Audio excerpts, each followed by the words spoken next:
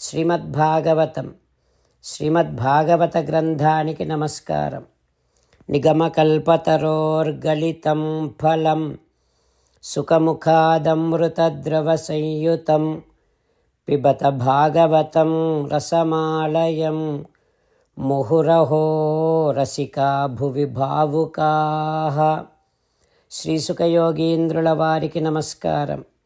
యం ప్రవ్రజంతమనుపేతమపేతకృత్యం ద్వైపాయనో విరహకాతర ఆజుహావ పుత్రేతి తన్మయతయా తరవోభినేదుః తం సర్వభూతహృదయం మునిమానతోస్మి.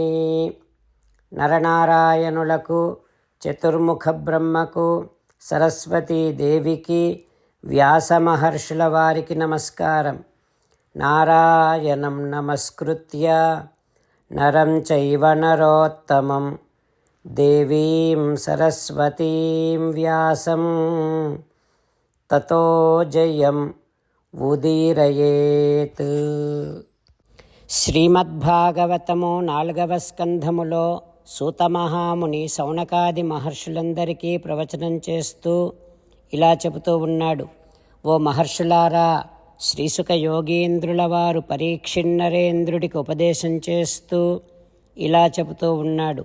ఓ పరీక్షిన్నరేంద్ర, మైత్రేయుడు విదురునికి శ్రీమద్భాగవతాన్ని ఉపదేశం చేస్తూ ఇలా చెబుతూ ఉన్నాడు.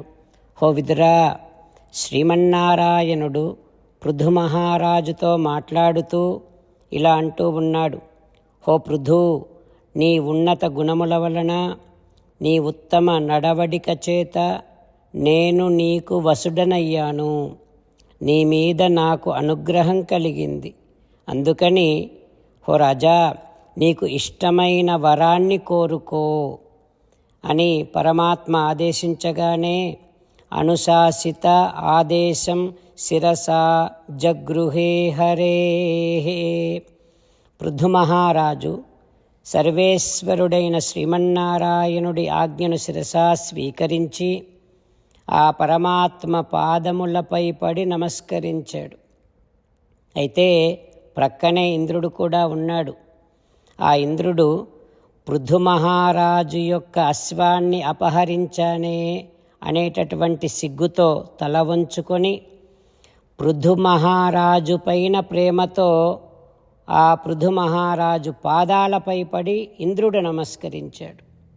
వెంటనే పృథు మహారాజు శతక్రతుం పరిష్వజ్య ఇంద్రుడిని లేవనెత్తి ప్రేమతో ఆలింగనం చేసుకున్నాడు. ఇక భగవానుడేమో పృథువు చేత పూజింపబడి పృథువు యొక్క భక్తికి సంతోషించి వెళ్ళిపోవుటకు సిద్ధపడ్డాడు. భగవంతుడును విశ్వరూపకుండునై భాసిల్లు అవిష్ణుడా జగతీనాథ కృతార్చనానతులచే సంప్రీత చేతస్కుడున్. పృథు మహారాజు ఆరాధనకు సంతోషించి వెళ్ళిపోవుటకు సిద్ధపడ్డటువంటి ఆ శ్రీమన్నారాయణుడు వెళ్ళలేకపోతున్నాడు. అనుగ్రహ విలంబితః పశ్యన్ పద్మపలాస అక్షః న ప్రతస్తే. ఆ పృథు మహారాజు యందు ఉండేటటువంటి అనుగ్రహం చేత భక్తుల శ్రేయోభిలాషి అయినటువంటి శ్రీమన్నారాయణుడు తన పుండరీకముల వంటి విశాల నేత్రములతో కారుణ్యమే పారగన్. ఆ పుండరీకముల వంటి విశాల నేత్రములతో పృథు మహారాజు పైన కరుణారసాన్ని కురిపిస్తూ అలా పృథువును చూస్తూ నిలబడిపోయాడు. బయలుదేరలేకపోతున్నాడు పరమాత్మ. ఆ తర్వాత ఏం జరుగుతుందో రేపు తెలుసుకుందాం. ఓం అస్మద్గురుభ్యో నమః. ఓం శ్రీకృష్ణ పరబ్రహ్మణే నమః. అంతేకాకుండా మనం ప్రతిరోజు శ్రీమన్నారాయణుడికి ఒక 8 పనులు చేస్తాం అని మాట ఇద్దాం. ఎందుకంటే శ్రీకృష్ణ భగవానుడు 18వ అధ్యాయములో 65 నుండి 70వ శ్లోకాల ద్వారా శ్రీమద్భగవద్గీత అంతటికీ సారభూతముగా మనకు 8 పనులు చేయమని చెప్పాడు.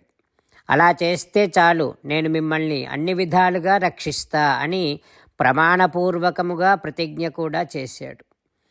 అందుకని శ్రీమద్భగవద్గీతను అంతటినీ విన్న తర్వాత అర్జునుడు కూడా చివరకు కరిష్యే వచనం తవ, కృష్ణ నువ్వు చెప్పినట్టే చేస్తా అని అన్నాడు. కనుకనే భగవానుడు అర్జునుడికి అన్ని విధాల విజయాన్ని అందించాడు.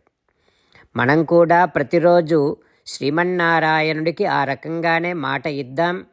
8 పనులు చేస్తాం అని మనము మాట ఇస్తే అది అష్టాక్షరీ మహామంత్ర జపము చేసినటువంటి ఫలితాన్ని మనకు ప్రతిరోజు ఇస్తుంది. ఇట్లా మాట ఇవ్వటం కంటే గొప్ప పూజ, యజ్ఞము, తపస్సు మరొక్కటి లేనే లేదు. అందుకని నేను అంటూ ఉంటాను, మీరు మనస్సులో భావిస్తూ ఉండండి. ఈ రకంగా మనము మాట ఇస్తూ ఉంటే శ్రీకృష్ణ భగవానుడి ముఖారవిందములో కలిగేటటువంటి ఆనందాన్ని మనం ప్రతిరోజు దర్శిద్దాం, ఆస్వాదిద్దాం. జై శ్రీమన్నారాయణ. హో శ్రీమన్నారాయణ, నువ్వు చెయ్యమన్నట్టే నేను నిన్నే సంతతము ధ్యానము చేస్తూ ఉంటా.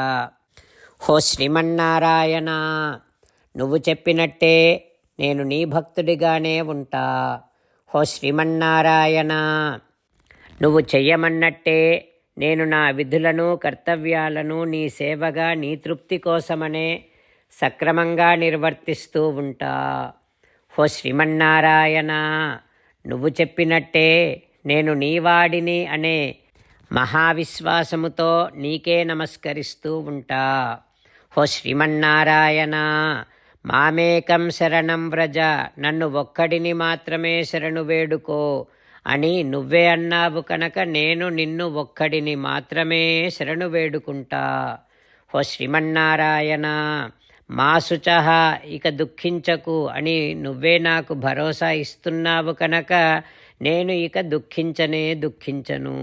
హో శ్రీమన్నారాయణ, నువ్వు చెప్పినట్టే నువ్వు నా కోసమని అనుగ్రహించినటువంటి శ్రీమద్భగవద్గీతను ప్రతిరోజు కనీసము 1 శ్లోకాన్నైనా జ్ఞాపకం చేసుకుంటూ శ్రీమద్భగవద్గీతను అనుసంధానము చేస్తూ ఉంటా.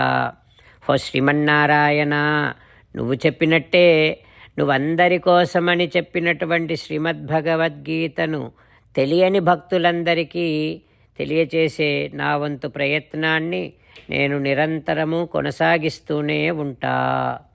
హో శ్రీమన్నారాయణ, నేను నువ్వు చెప్పినట్టే చేస్తా, నీకు నచ్చినట్టే ప్రవర్తిస్తా, నీకోసమే పని చేస్తూ ఉంటా. కరిష్యే వచనం తవ. జై శ్రీమన్నారాయణ.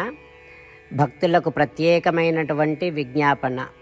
మీకు అన్ని విషయాలలో వెంటనే మంచి ఫలితాలు రావాలి అనంటే ప్రతిరోజు 1 నిమిషం వెచ్చించి నారాయణాస్త్రాన్ని చదవండి. ఇక మీకు తిరిగే ఉండదు. నారాయణాస్త్రాన్ని పొందడానికి మీరేం చేయాలంటే నారాయణాస్త్రం అనే వెబ్సైట్కి వెళ్ళి మీ పేరు, మీ ఈమెయిల్ ఇస్తే మీ ఈమెయిల్కి నారాయణాస్త్రం PDF వస్తుంది.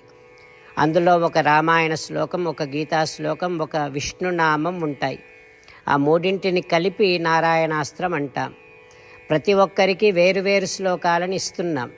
ఆ రకంగా ఎవరి శ్లోకాన్ని వారు ప్రతిరోజు తప్పనిసరిగా చదవటం వలన ప్రతిరోజు ప్రతి 24,000 భక్తులతో ఒకసారి సంపూర్ణ రామాయణ పారాయణ, 33 సార్లు శ్రీమద్భగవద్గీత పారాయణ, 24 సార్లు శ్రీ విష్ణు సహస్రనామ స్తోత్ర పారాయణ జరుగుతుంది. ప్రతి ఒక్కరికి అంతటి విశేష ఫలితము ప్రతిరోజు లభిస్తుంది. అందుకని మీరు, మీ కుటుంబ సభ్యులు అందరూ ఒక్కొక్కరు ఒక్కొక్క నారాయణాస్త్రాన్ని వెంటనే పొందండి. జై శ్రీమన్నారాయణ.